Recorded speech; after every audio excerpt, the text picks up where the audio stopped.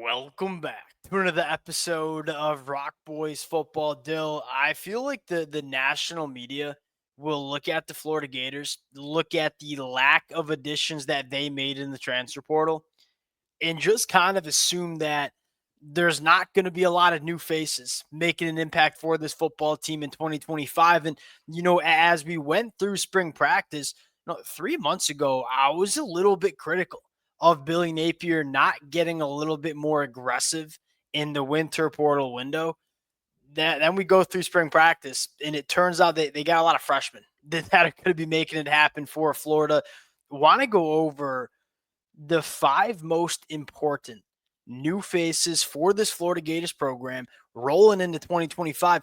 They'll, like we have kind of been saying all spring, all winter long, like it starts and stops with DJ Lagway. You make no mistake about it. This team around DJ Lagway, damn good football team. We took some serious heat over the weekend, putting Florida in our top 10 preseason rankings. Just take one look at this roster, especially with some of these freshmen coming in. You start to feel better about where we have Florida State going into 2025. Fired up to get into this one. Dill, we probably have some disagreements. I'm sure some Florida fans will probably disagree as well as you stack the impact of these new faces. Y'all let it fly in the comment section. Appreciate y'all rocking with it. If y'all do enjoy the content, consider subscribing to the channel. Dill, without further ado, it's Dallas Wilson, right? I mean, you talk about the most important new face coming into this program, a guy that I think could be the wide receiver one for Florida in the 2025 year. I'll ask you this question, Dill. In terms of receiving production, stack your top three pass catches for Florida in the 2025 year. I'd probably go Eugene Wilson 1, Yeah. Dallas 2, Sturdivant 3. And I think the reason Dallas is so important is, frankly, they needed that deep threat guy because you look at the way DJ Lagway can throw it, the way he can stretch the field. Again, like Eugene Wilson's just a really good receiver. I mean, he excels mostly, it feels like to me, with the ball in his hands and being able to make plays. And that's not to say I do think he's like more multi-talented than a lot of people realize. Like, go back to the end of his freshman year, he was starting to put it together. Yeah. Dallas Wilson to me feels like he can be an elite down the field weapon or vertical stretcher, if you will. And Florida really does need that, I think, to unlock everything. So there ain't nobody on the Dallas Wilson hype train more than me. Like but I don't think it's crazy to say Eugene Wilson's probably still your leading pass catcher in 2025.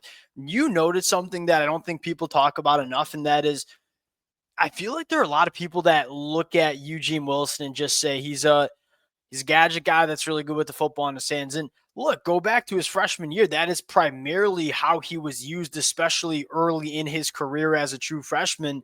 Like you said, you saw the wide receiver development. Now, the problem is we didn't get to see it as much in 2025 or 2024, excuse me, because of the injury. I think Eugene Wilson is going to wake a lot of people up in terms of what he can be as an all-around pass catcher for Florida in the 2025 year. And then you look at Dallas still. I'd probably agree with you. I think I'd go Eugene Wilson, Dallas, J. Michael Sturdivant. I think you got to throw either Aiden Mizell or Vernell Brown in that conversation as well. The thing that stuck out to me about Dallas Wilson in terms of what we saw in the spring game, what we heard coming out of spring practice, he's not just a big body that runs in a straight line vertically down the field. There's a lot more nuance to his game than even I kind of gave him credit for. Like when he committed to Florida super late in that process and rolled to Florida, I kind of said, all right, he's your vertical big body pass catcher. It's going to be the role he plays for Florida, no doubt, in 2025, but I think he's more than that. We went from, does DJ Lagway have enough talent around him a couple months ago to, we just put this out on Twitter, Eugene Wilson, Dallas Wilson, the number 6 wide receiver duo in the country going into 2025. I think there's some legitimate credence to that take. Dill, number 2, and a guy that this is kind of a deep cut from the boys, but you talk nitty gritty portions of this roster. Brennan Peck coming from Baylor might be number 2 here. Outside of the wide receivers, like outside of J. Michael Sturdivant, outside of Vernell Brown. Dill, is this a pure upgrade from Dontre Robinson going into 2025? And that's where it gets interesting because, like, pure play as true freshman to true freshman, and this is going back now 2 years for Brennan Benton. He redshirted obviously last year. And It's Brennan Batiste better. probably played better. Like Dontre Yeah. Robinson, like you certainly saw some really decent moments, but really inconsistent. Too many moments where he was getting moved around, didn't look like he was strong enough to be playing in the SEC. Yep. Brennan Battiste's going to be an interesting one now. Obviously, the Florida coaching staff will know him really well coming over. But I think you said it. Like Dontre Robinson, like if he was worth what I think he thought he was worth, I'd be very skeptical of that, to be very frank. And especially with some of the things circulating around that whole situation. Yep. Brennan Bet, I think, comes in and just, again, he's not going to be the star of the show for this Florida defense. No. You can have that with Caleb Banks and some of your other guys, but they really did need another dependable piece, and I think Brennan Bet will give them that. My big question is, can he play the nose? Like, I want to make sure, and he played a little nose as a true freshman, like played a decent amount of football in 2023 as a true freshman. You just want to make sure you can play Caleb Banks as a 3-tech. You know what I mean? And who are going to be the guys that, look, you don't have to go for 10 sacks and 15 tackles for loss, because that's what Caleb Banks is going to be doing. Do we have enough guys that can hold up, do the dirty work, eat up double teams? Can he hold up as a nose in the SEC is a question that we're going to figure out.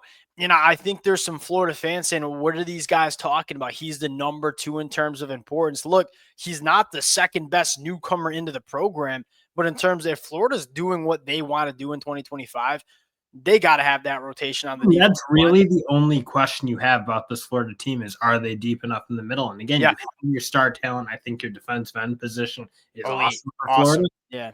Now, are they going to be good enough? Is a Brian Taylor, is he ready to be more dependable and be more reliable? He's one I think gets slept on a little bit. I liked his game last year, but Brennan Bet is another guy who's played a fair amount of football, still a relatively young player.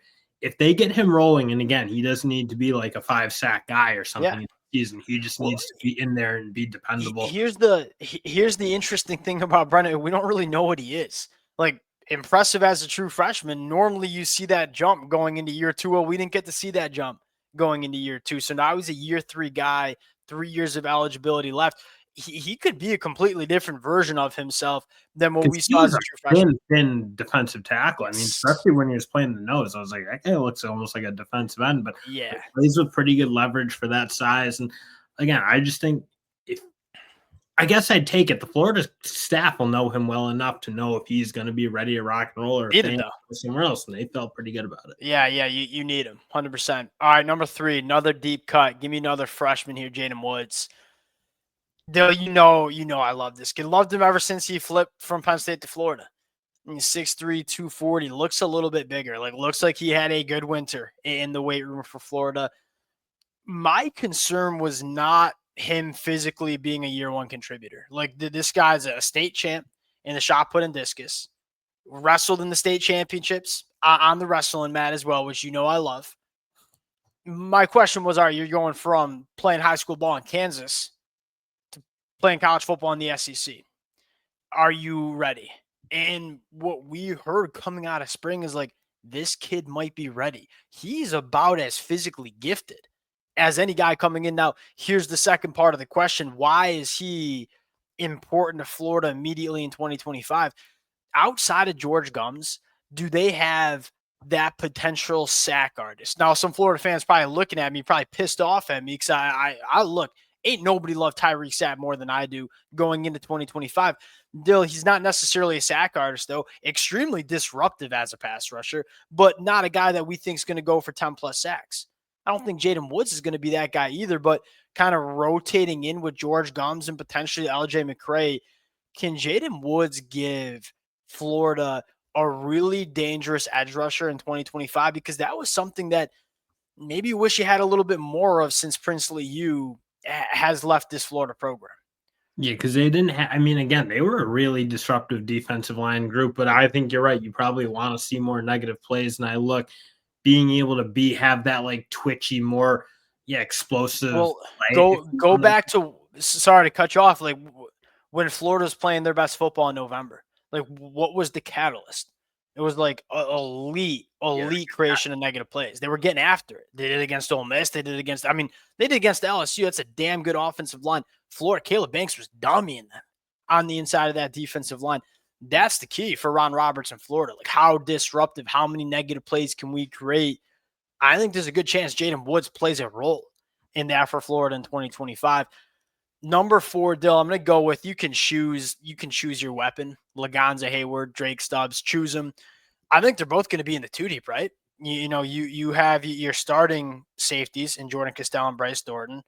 Who are your 3rd and 4th safeties? I think it's going to be Lagonza, Hayward, and Drake Stubbs. Now, I went with Lagonza, Hayward because I think he's a little bit more physically ready to play in the SEC immediately. You're going to have to rely on both Lagonza and Drake Stubbs to play meaningful football in 2025. Are they up for it? Big storyline for Florida going into 2025. You certainly have your top two guys who have now been, again, 2 guys who are playing since their true freshman year as well. So, like, those 2 are kind of locked it down, I feel like. But you are right. Yeah. I mean, it's a really thin room, like really talented, especially when you factor those 2 in. But a thin room, so I think you're right. Again, I don't know that they're going to be stars of this football team necessarily, but they're going to be guys who are playing a fair amount. We weren't saying that about Jordan Castell 2 years ago. Came in and played very good football for Florida as a freshman. Both of these kids are capable.